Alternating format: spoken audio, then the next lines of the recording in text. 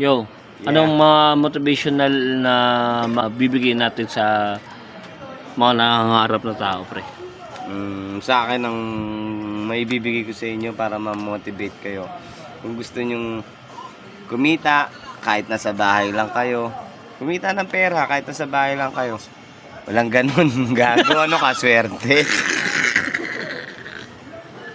Ikaw, pre, ito naman, anong motivational na nabibigay natin sa mga tropa natin na gustong kumita when it comes to businesses, pare? Yung gustong kumita siguro.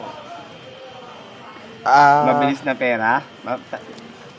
Hindi, kung tutuusin, talagang kung gugustuhin mo kumita, ito naman talagang gagalaw ka, gaganap ka rito. Meron ako 1 beer rito eh, paikuti mo.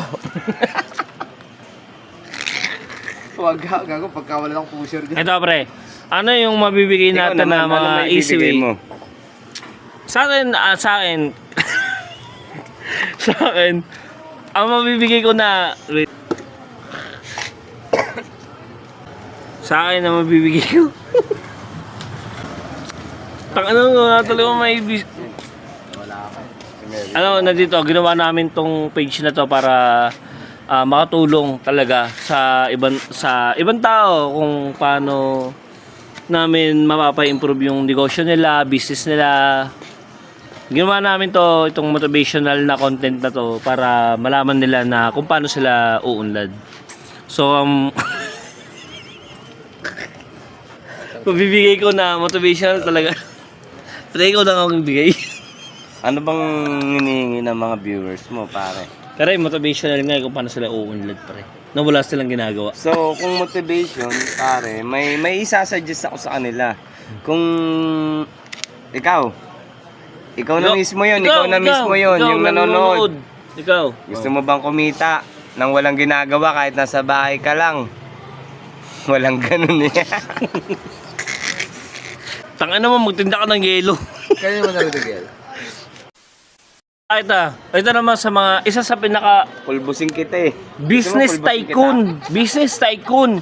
Yung parang, he can travel around the world. Ayan. Ayan, isa sa kakausapin natin ngayon is yung kaibigan natin na Alvin. Si Sir Alvin. And ibibigay niya sa atin yung sikreto kung paano kumita ng wala kang ginagawa. Tamang formula. Uy, wag niyo akong tututukan yan. Wag niyo akong sinadamay dyan.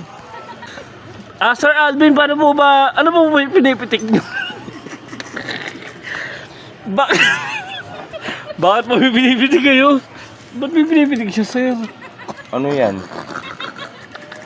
Pare. Gagamba ba yan? Kasali dyan.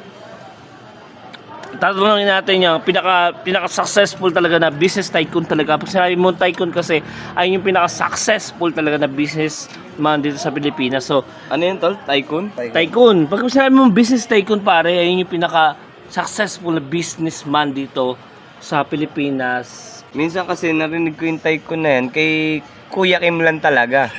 Yung mga paparating na bagyo, yung mga yung low LPA. The pressure area. LPA ba yun? Low pressure area. Pero tama Yun yung mga ka, tycoon, yung di ba, tycoon. pare?